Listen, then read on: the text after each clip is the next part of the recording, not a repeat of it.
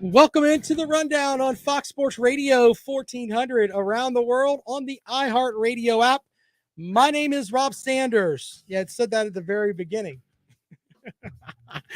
I tell you what, man, it's a great day to be on the radio because I get to be a fanboy today. The Atlanta Braves are playing in the World Series. And you know what?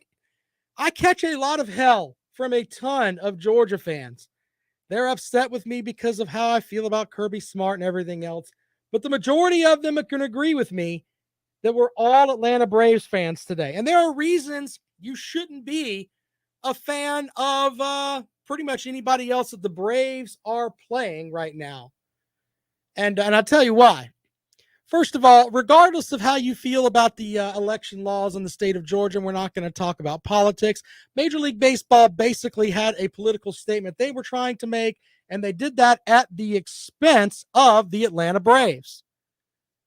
So with that, I think it's very funny that the World Series, at least 2 games of it for sure, are going to be played in Atlanta, and there's not much they can do about it.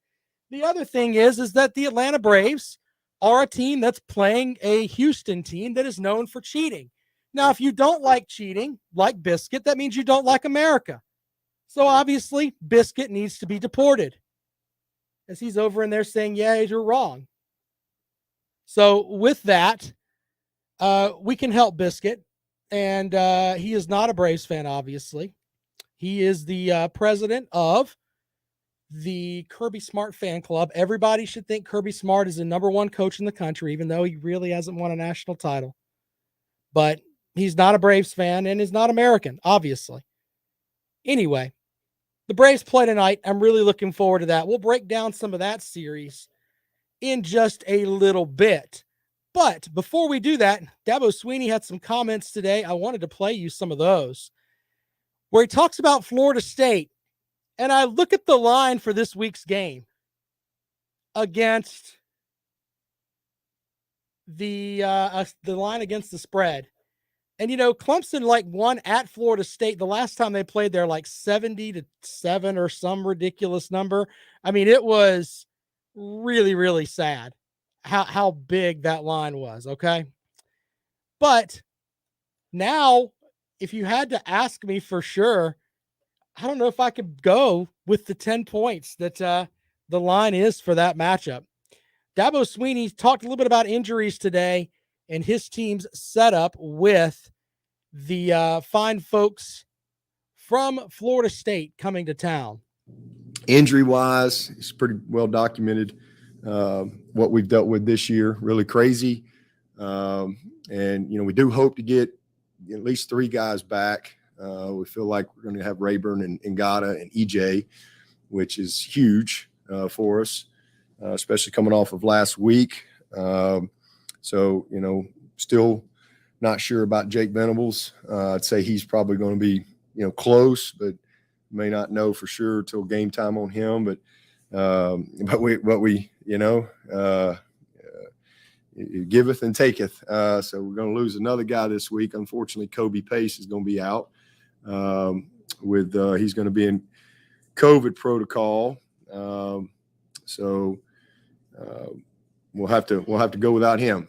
So thankful that we got Shipley back last week, and we'll go with the 2 freshmen and Rencher will be our 3 running backs going into the game. So again, just been a kind of a crazy year from some of those challenges, but excited to see those other guys, take advantage of the opportunity. And as far as Florida State, really impressed with what they've done. Obviously, they started out 0-4, and I'm really impressed with what they've done. Number one, as a coaching staff, to be 0-4, I think it says a lot about what Mike and the staff have done to create belief in their team and to keep them going. A couple of heartbreaking losses in those first 4, but they really have played a lot better these last 3. And I think this quarterback is the key. He has really settled them down. I think he's a very confident player. He's tough. You can tell he's a natural leader for him. Everybody believes in him, and he makes plays. I mean, he can beat you.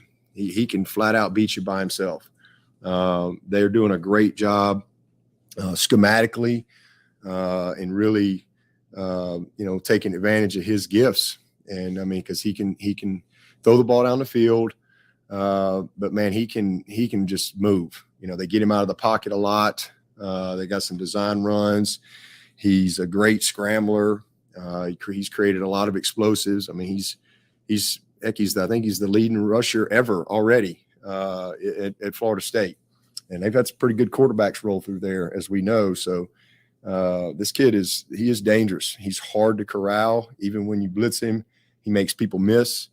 And when you're playing man coverage and somebody misses, it's a huge play. You saw that in the Syracuse game at the very end. He scrambles out and he's gone down the sideline and they kick a game-winning field goal. But really, really impressed with their quarterback and then their running backs. I mean, they're leading the nation in October in yards per carry, and both backs average over 7 yards a carry. So they're doing a great job with their run game and with the backs and the quarterback. And then probably the thing that's changed, really flipped the script for them, is the first 4 games they had 11 turnovers. And then in the last 3, they've had 3 turnovers. Usually kind of goes hand in hand. So doing a nice job. Again, 13th in the nation in running the ball. And then the big plays, lots of big plays, huge, like monstrous, explosive big plays in the run game and a few in the passing game as well that have come off their ability to run the ball. The running back Zero, he's had 2 75-plus yard runs. He's the only back in the FBS to do that this year. So this is an explosive group that's playing with a lot of confidence, and we're gonna have to play really well. And for us, it's just finding a way to win, and then go from there. Focus on what we control. That's our preparation, our attitude, and how we finish from this point. And good start yesterday, and excited about the challenge this week. And there you go, Clemson playing Florida State this week. At the beginning of the season, I would have said Dabo Swinney is going to try to hang 100 on them, but that's before. It's the old adage, like then the bell rung, sort of like in a boxing match, is basically the way it boils down to it. The reality is, the words that come from Dabo Swinney's mouth right now seem like he's almost positive, but in a way it's like, wow, he didn't think that this could happen. And they've been bitten by the injury bug, but I'm not one that blames things on the injury bug. You got to recruit to make sure that you're deep enough for that. They play the song up at Clemson, the We Too Deep song. If you're too deep, you shouldn't be having issues. You really shouldn't. Especially if you are putting it out there that you are quote unquote too deep. It's ridiculous. So yeah, injuries are part of the game. Now, some people, they get upset when I say that. Oh, well, if we had this and yeah, but you got what you got. You roll out what you've got. So there's that. But Dabo Swinney today, going through some of that stuff, and it's interesting. No Kobe Pace. So that's going to be an issue. He's out with COVID protocol. How tired are you of hearing about that? Guys out with COVID protocol. Man, insane. Florida State is running the ball really well. They do get a lot of big running plays out of the game. But at the beginning of the season with Brzee and Tyler Davis, you would think that Clemson would have the advantage. Not so much. They are honoring the Bowdens there this weekend, which is kind of interesting. On Florida State weekend, you would think that, but Tommy Bowden is making his return to Clemson since he got fired. So there's that. He did say the passing game woes are not all on Uiagalelei. Though he's missed his shares of throws, he needs more help around him, like fewer drops. Do we ever get to a point where you just say, you know what? There is going to be a setup where this guy is the problem. I mean, he threw 2 interceptions last game. Stone pick sixes. What? I think he's got 4 pick sixes on the season, something like that. I got to look it up. But the reality is that when you really step back and look at it, maybe it's time to run somebody else out there. You're not going to the ACC championship game, in theory. I know there's still a slight possibility. You're not going to the college football playoff. You're not playing for a national title. Are you just going to keep putting this guy in there and saying, you know what? To hell with it. That's the guy I pick. I'm not saying you should throw him to the wolves, but I'm just saying maybe it's time that you set up and you figure out with somebody else. South Carolina may be forced to do that. Zeb Nolan underwent surgery this morning for a, quote, slight meniscus tear, but they expect him to be back for the Florida game.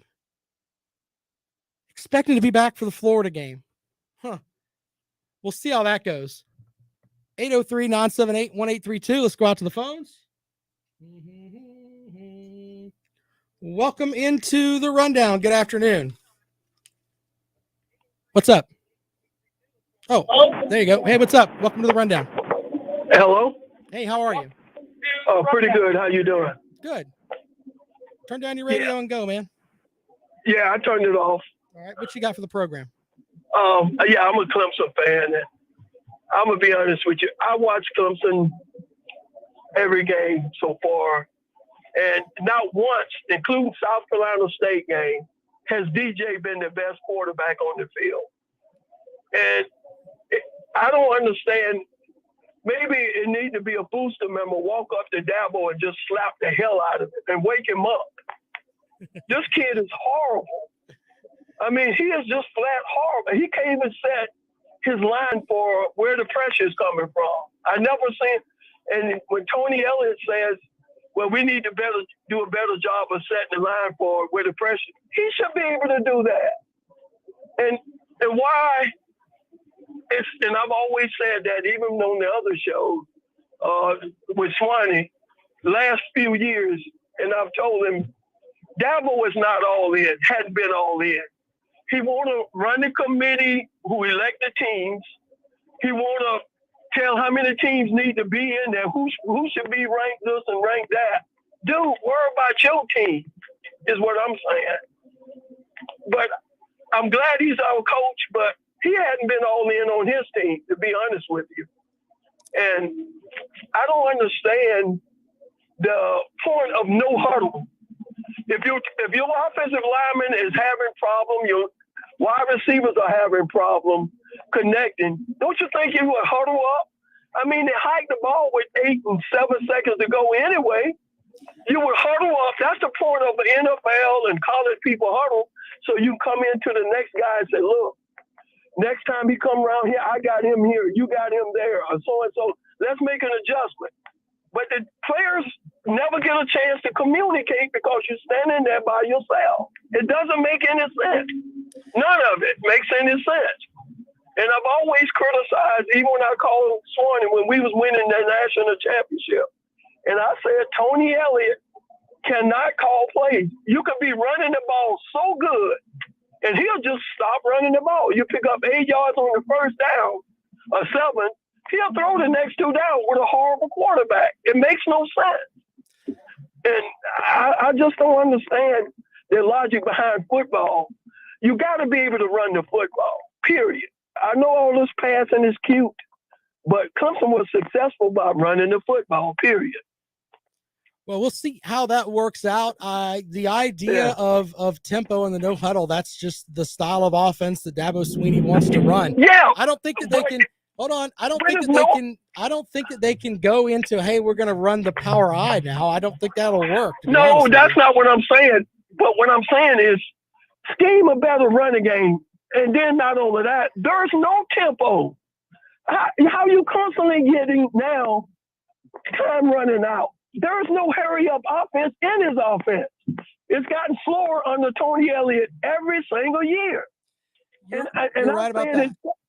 And I mean, there is no huddle, period. And I don't understand why they still no huddle. Huddle up so the kids can communicate.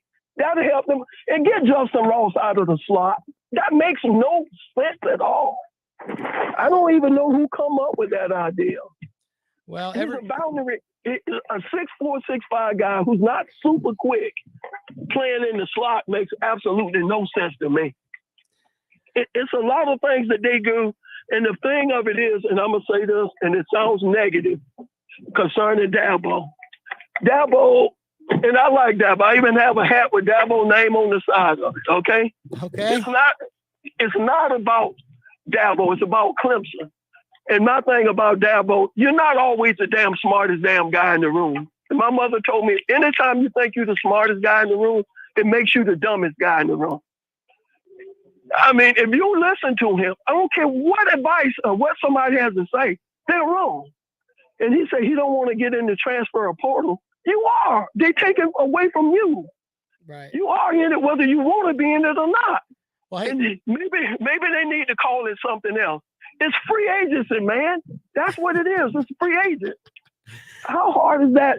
I mean, seriously, how hard is that for him to understand? You're very passionate, but I've got to go to a break, man. Hey, I appreciate you calling the program. Thanks so much. Okay, man, you bet. All right. Well, there you go. All right. Look, we're going to take more calls in a moment. He said a lot of things that were correct. The offensive side of the ball, the running game last year, even with Travis Etienne, had kind of dropped off a little bit. Wasn't as dynamic as it was before. I don't know if I agree with going out of the huddle and into a huddle. I'm sorry, because that's just who you are. I mean, you're going to change everything about who you are right now because you have some issues at quarterback. I think that, in my opinion, it should come down to let Tyson Fomachu come in. I hope I'm pronouncing his name correctly. I butchered Uyunglele for years, but now Tyson Fomachu, I think that's how you pronounce his name. He comes in there and they seem to move the ball faster. Just saying, it's a mess. The Clemson offense is right now. So, do I think that Swinney will fix it? Look, you got to look back to Clemson lost. What was it? There was the bowl game they lost to West Virginia, where they lost like 70-35 or some ridiculous number like that. Okay, Kevin Steele was the defensive coordinator for Clemson. People kind of remember that. And he wasn't getting the job done. You give up 70 points, that's not a good thing. Here's the thing, though. Swinney had to make a change. And Kevin Steele has moved on, and he's been a good defensive coordinator from where he's at. Maybe the change of scenery was good for him. Swinney ends up going with Brent Venables, and the Clemson defense has been rock solid since then. So will Swinney make the change? Yeah, I think that if he thinks that Tony Elliott and the plays that he's calling are part of the big part of the problem, yeah, he'll fix that. I think he'll make the change on that. But I worry about his obsession with just going with DJ Uyunglele. If you remember, Deshaun Watson's freshman year, Clemson fans will remember this. He comes in and looks, even though he looked like he needed to hit the weight room a little bit, he still looked like a dynamic player, and he kept running Cole Stout out there until Cole Stout ended up losing them a game, and actually 2 games. You can make the argument Clemson would have won at Florida State that year if Deshaun Watson started. But Swinney held on to Cole Stout, and it was, he went a little too far with that. But then Kelly Bryant did his time, and Swinney moved away from him. So it's just a feeling, I guess, with Swinney. And I don't know. In my opinion, I think that Uyunglele has done enough where, look, we want to work with you a little bit. We want to coach you up a little bit more. But as of right now, man, you're throwing the ball all over the place. We got to figure that out.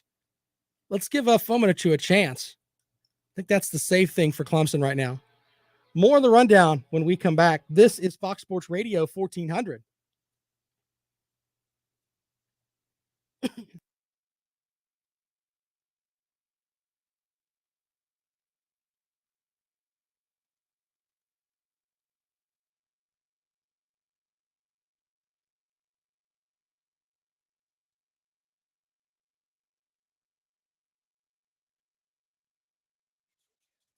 Randall says my hat's racist.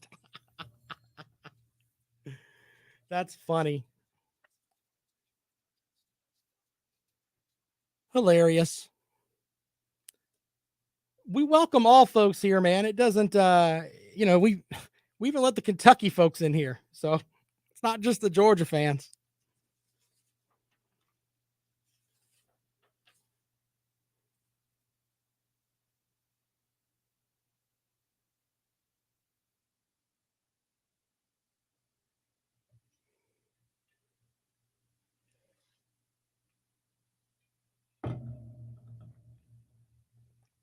I will give the Georgia fans credit, man. They are a passionate bunch. I'll give you that.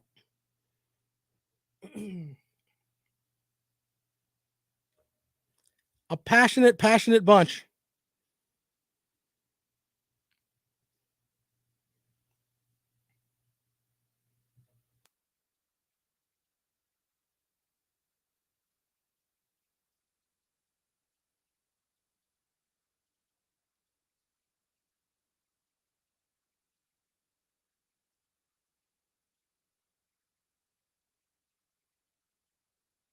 The next time I come to Athens, like I told you guys about when I went to Athens, right? So the last time I went to Athens, and I know this isn't a good section of the Georgia fan base, but I had AA batteries thrown at me the last time Clemson played there when Deshaun Watson threw that touchdown pass. You guys handed us our butts, and I'm wearing my orange shirt and caught grief from Georgia fans. So next time I go down there, hopefully I'll hang out with some of y'all. All right, here we go. Welcome back to the Rundown on Fox Sports Radio 1400. Around the world on the iHeartRadio app. My name is Rob Sanders. If you want to call and talk about Clemson, we can do that. Zeb Nolan, of course, had a procedure today where, and I find this really tough. If you have surgery where they fix a meniscus on your knee, do you think that you're going to be ready to play Division I football in 12 days? I mean, is it really going to be ready to go? And I don't know. I just find it hard to believe that any doctor is going to approve him to be back out on the field unless it's such a minor thing that, it's then why do surgery? I don't know. We'll have to get into that. All right. 803-978-1832. And welcome into the Rundown. Good afternoon. Hey, I want to make a comment about the Kentucky-Mississippi State game. Yeah, sure. I think Kentucky will go down there and pull this thing out and leave their fans with a fever. And the only cure for that fever will be more cowbell. I'm Big Barney Ross. I'm out. Thank you for that reference. I love it. All right. One more call here. Welcome into the Rundown. Good afternoon. Rob, what is your issue with Biscuit? I don't have an issue with Biscuit. I don't have an issue with anyone. Oh, I thought I heard you I love everyone. You know that. I'm a loving individual. Mm-hmm. Well, I thought I heard you kind of scrutinizing Biscuit there. I thought you would like him just based on his name. You don't take me as the kind of guy who would have issue with anybody named Biscuit. But no, of course not. Hey, real quick, Dabo Swinney, didn't he at one time say he would walk away from coaching if the NIL deal went through? He was kind of misquoted in that, but I think that was the gist of the conversation. Yeah. Okay, so he's a liar. No, if you go back and listen to it, it was out of context, but I have to pull the whole clip for you, but go ahead. Yeah, please do that, because Sure. I thought that's actually exactly what he said. I do want to First of all, NIL and the university paying them are two completely different things. NIL is didn't say a word. He said if we are going to pay players is different than NIL. I know I have to talk slowly for you, but go ahead. Okay. So when Kirby says somebody is questionable or doubtful and they don't play, it makes him a liar. Is that what you? I mean, I pretty much heard you say that. Do you really believe any of the injury reports that Kirby Smart comes out with? Come on now, let's be honest. Well, if they're questionable or doubtful, that leaves room for them not to play. Okay. All right. I mean, if he didn't say some preacher laid hands on somebody's knee and they're magically healed, that'd be a different issue thing. altogether. Hey, let's say hypothetically, last year, let's say Clemson squared off against Florida. How would you like your chances for Clemson? With last year's Florida team, I think that that might have been a good matchup. I think the Clemson secondary might have had a little bit of issues there with Pitts, but I think everybody did. So if you had to pick a team to win that, I think Clemson would win that game on a neutral field. Okay, so let's take ETN and take Sunshine off the field, right? And then maybe Brzee off the field, and maybe Miles Murphy off the field. How would you like your chances then? From last season's team, I don't think. Well, I mean, Trevor Lawrence is a life-changing quarterback. You know that. Mm-hmm. Sure. Yeah, he's your starter. Yeah, he's your starting quarterback because that's how we played Florida last year. Best two. No George Pickens, no JT Daniels, no Jordan Davis, no all-star safety. But you continue to bring that up as a knock against Kirby. Never mind the fact that he beat the crap out of him the previous 3 years. Sure. But when you're missing all those starters, I guess well, I mean, I wave a magic wand. I'm not the one that is placing bets that Florida's going to win this weekend. So. Yep, it's funny you bring that up. Sure. I'm going to throw myself at the mercy of the court here. Okay, I'm sure the people in the comment. Yeah, go ahead and go with that because basically, you've said that you were betting that Florida was going to win this weekend, even though you call up here and you're at the altar of the Kirby Smart Church. Now you're changing your tune. I mean, what's up with that, man? Well, we're getting some guys back that I didn't think we were going to get back. At least we think so. Kirby, he's a liar. He's a liar. We don't know for sure who will be out there on the field. We have no clue.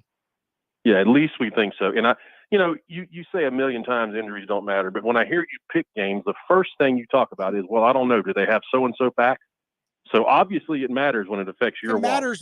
It matters with my wallet, but the reality is that especially with Clemson, because they literally say at every juncture that they give you, we too deep. If you're too deep, I don't want to hear your mouth when someone goes down and the second string comes in. It's accountability. Too deep being the number 2 or 200? No. We too deep as in deep in the rotation. But anyway, go ahead. Okay. I was going to say, I mean, if you're 3 guys or if your first 3 quarterbacks are out, I mean, you were deep at that spot, but now you're not. So that does matter. That does affect the game, obviously, and drastically, by the way. Are you gonna say that now you're backing up and you've wasted your money that you bet on Florida? Were you able to retract that bet, sir? No, and I was kind of kidding with the comment section. I did put $100. I didn't put $500, but. Okay. We're getting some guys back, so I am officially changing my tune. Which reminds me, has Hollywood been? Where's he been? Have I missed him? He called yesterday and point blank said that. And I don't want to paraphrase, but he was confident that his team was going to win this weekend. Mm-hmm. Well, he's been through enough heartache this season. I'll leave that poor guy alone. Never mind where he lives. That's bad enough. Waking up and stepping outside and being in Duval County every day. But, yeah, I have officially changed my team. I think we're going to beat the crap out of Florida like the rest of the country does. So, well, you wasted your $100. So I feel bad for you. That's not a big deal. And a matter of fact, I might have to eat a box of doggy biscuits, right? A box of doggy biscuits. If you do that, that would be outstanding, but we'll see how that goes. Look, and by the way, I'm picking, I think that Georgia should win this weekend. I do. The more and more I look at it. And then some of the stuff that is going on with Florida right now, where they're losing recruits and everything else. I mean, it looks like it's a sinking ship down there. It really does. Yeah, there's a local columnist, Pat Dooley, who's really well known all over the South. Basically, he's been a Florida beat writer forever. He said that when that actual show clause was slapped on Mullen, Strickland, who is the AD down here, really went ballistic. Really, I mean, no AD wants that, but he took it a step further, and it kind of rubbed Dan wrong. There were even rumors that if the right job was open last year, he would have stepped on out. He was that upset about it. I'm not sure if you heard that reporter go after Dan, asking him if he was out recruiting. Did you hear that at his press conference? I read about it, and the thing is that when I see a Dan Mullen press conference, I'm just like, ugh, this is terrible. So I try not to watch very many of his press conferences, but I read about the first thing he does. he steps up to the podium and drops something right off the bat. Has to bend over, pick it up. But then the reporters were clearly trying to dig at him a little bit, and they asked him about, are your coaches out recruiting? And then they said, well, are you out recruiting? And if I'm not mistaken, he can't do that. Is that right with that show cause? I have to check the rules on that. But if there is a show cause, yeah, I think there may be some reductions on what he can do. So right, and he didn't answer yes or no. He said, "Look, I'm not going to get into all that." And it sounded to me like the reporter already knew the answer, but he kind of wanted to make him say it. Things are souring. The big thing with that is that down at Florida, they had for a while, they dealt with the way that Muschamp dealt with the media down there, which he even has said, "Hey, I wish I would have done a better job with that." And I think a lot of reporters that are on the beat down there are like, you know what? I'm just gonna say whatever I need to say to get the story that I need. So he may catch some grilling from the reporters down there. Yeah, it was. Put it this way: I've not seen a press conference like that from the reporters yet, and it looked to me like they had soured on him. And there's just a lot of things right now pointing to the fact that this is kind of a downward spiral, and that's also kind of why I changed my pick on the Georgia game. It just feels like this is starting to unravel for our guy down there. So we'll see. But go make another $100 bet to hedge the other one. There you go. There's some advice for you. I'll do that. Hey, 43-18, Rob. Have a great day, man. Thanks a lot. All right. Well, there you go. Megan has walked back off onto the ledge now. He went from having the Florida tube top to now he'll be in his Georgia tube top for the matchup this weekend. Quick break. When we come back, we'll have more for you here on the Rundown. This is Fox Sports Radio 1400.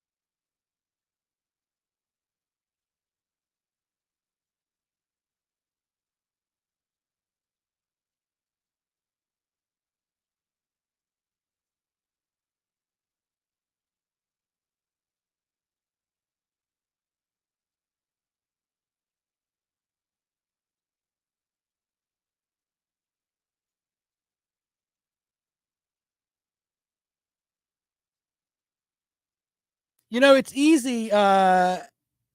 It's easy there, Will, when you're winning games. And I read something the other day that kind of made me go, huh?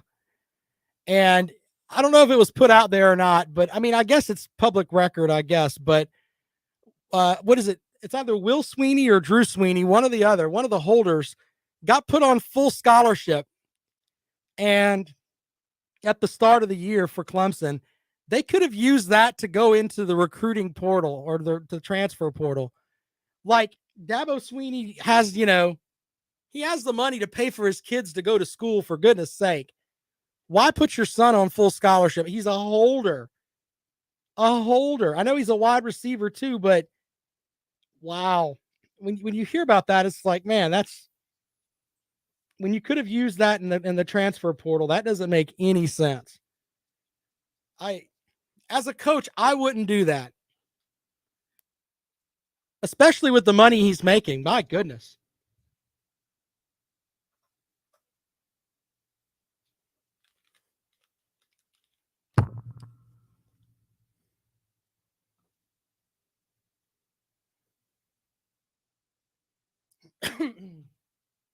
Ah, need some more water.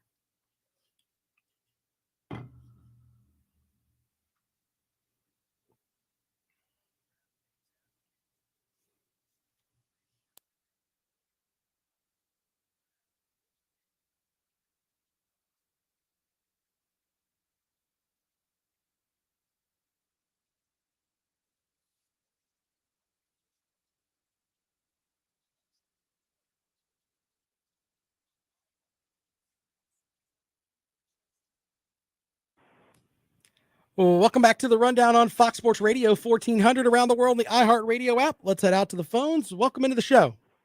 Hey, Rob, Scott from Hartsville, man. Scott, are you out of the doghouse yet, sir?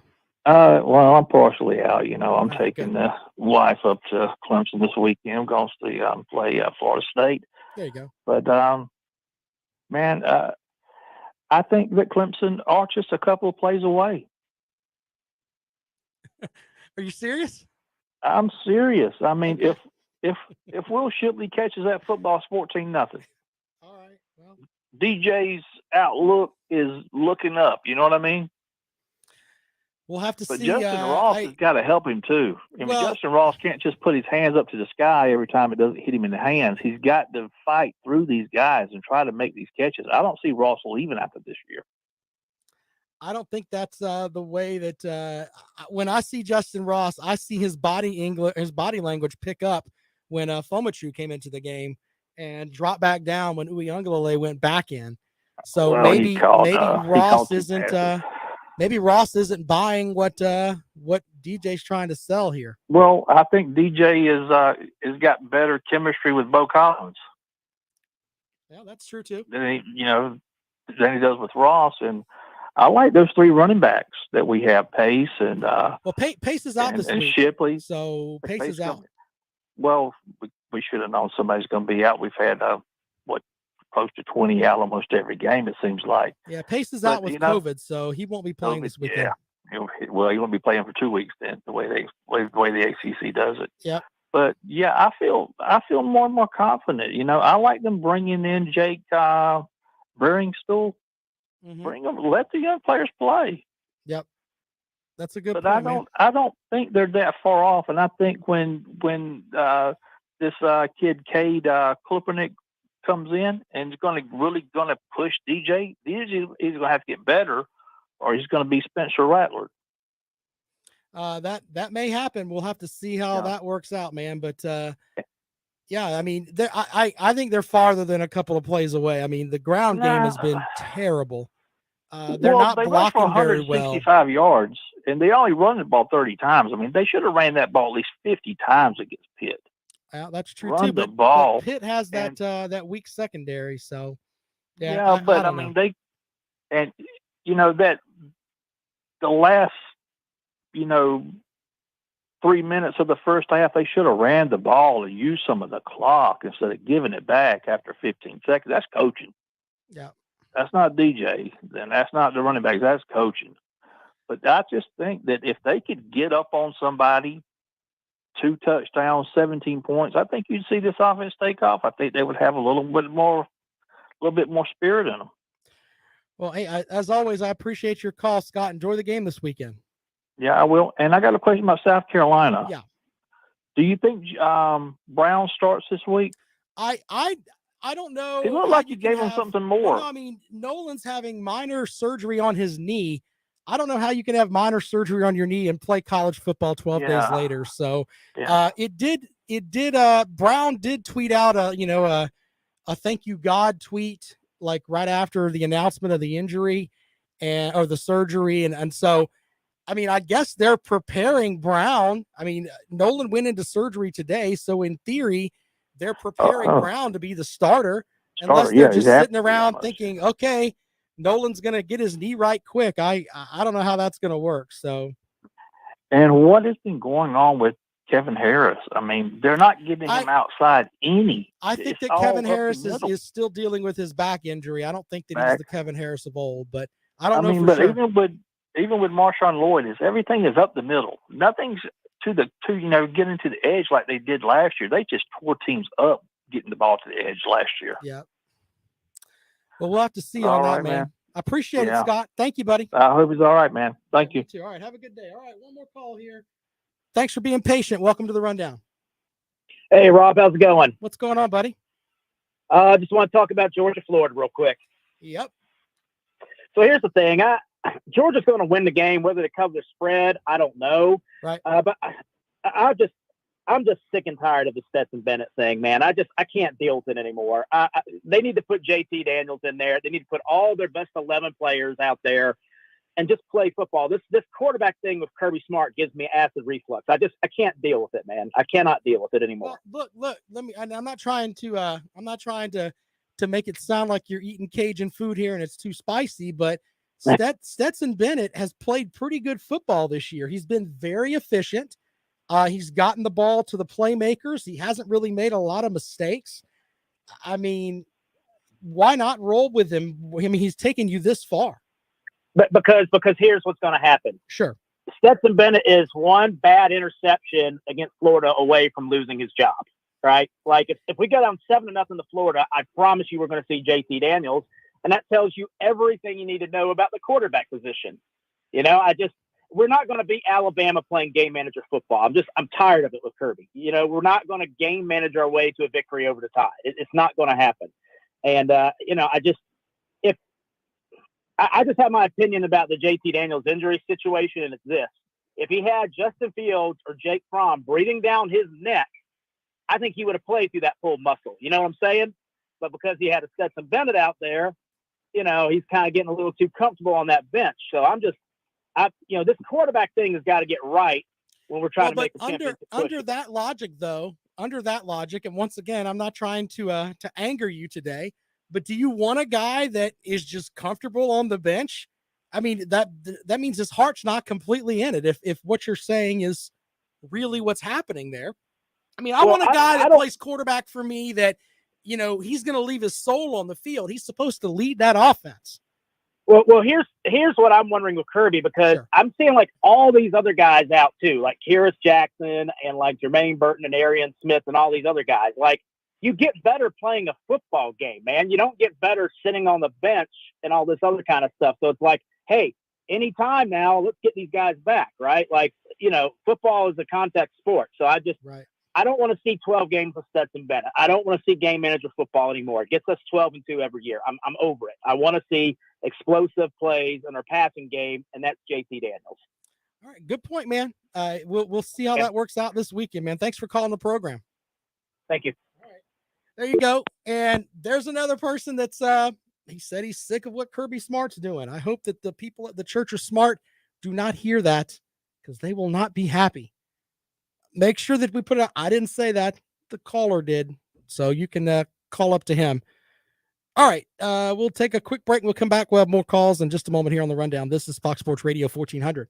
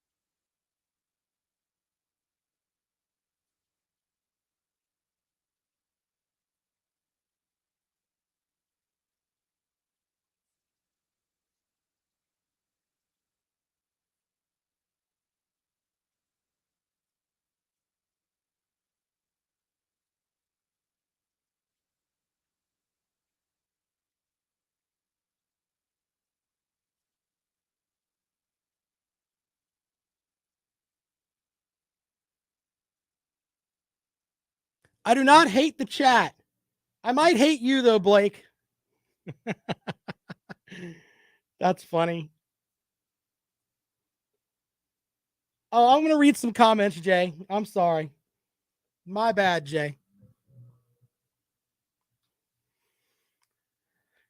By the way, Hollywood's on the line, so stick around for that. Apparently someone pissed him off.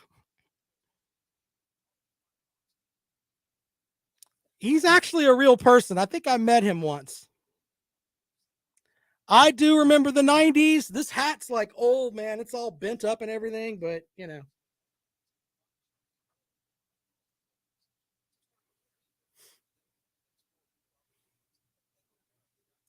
So my mom bought me this hat, right? And she put my full name on the back of it. And it's like, no one's called me Robert in forever, which is kind of weird.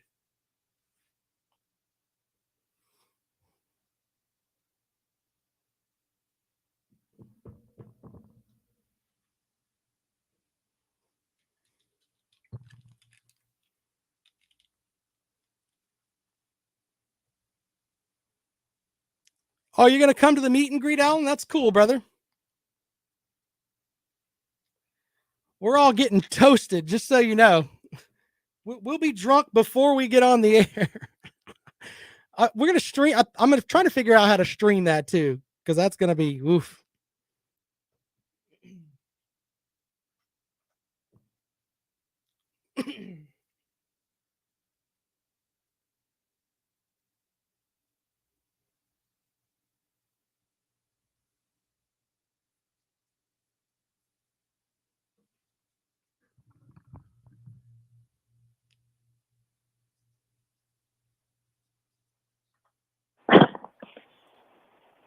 Welcome back to the Rundown on Fox Sports Radio 1400. Out to the phones we go. Hollywood, what's up, man?